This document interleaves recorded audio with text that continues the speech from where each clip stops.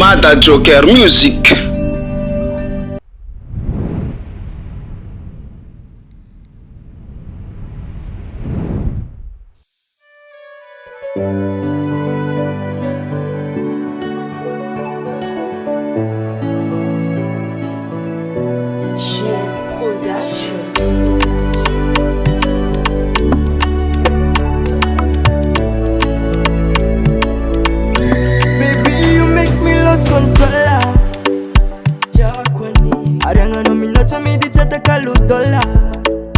Satya, kesa tanumbwana vyavu zati follow. Chidinkuma itana kwa asunolo. Valera no mina chikara dimampolo.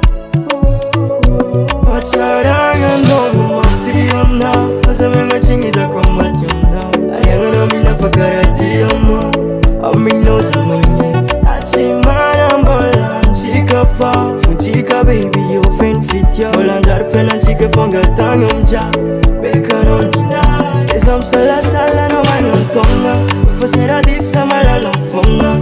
Azama ngai fana chisolo. Atamar vyap sa chinga falu. Puru funza yana kakufomba. Tisa kuperta mtanga non kafya. Ing mga marka fana faninay.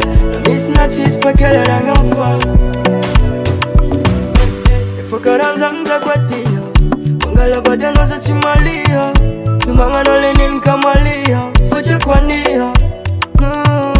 Chiker za kwa ngan mariasi. Patoko fumba no ngana vakufuati. Anga tak chuda no mnerita. Charanga no mafiona. Asemenga chingi za kwa mationa. Ayanga no mina fakara diyama. Amino zamanye.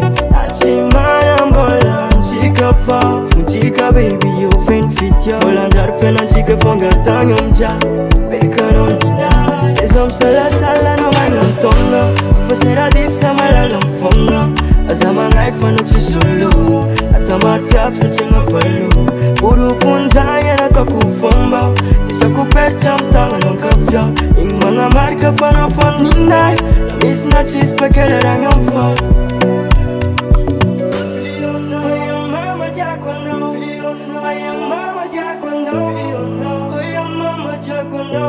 Acharanga no mama fiona. Asavenga chingita kwa mationa. Ayanga no mina fakara diyama.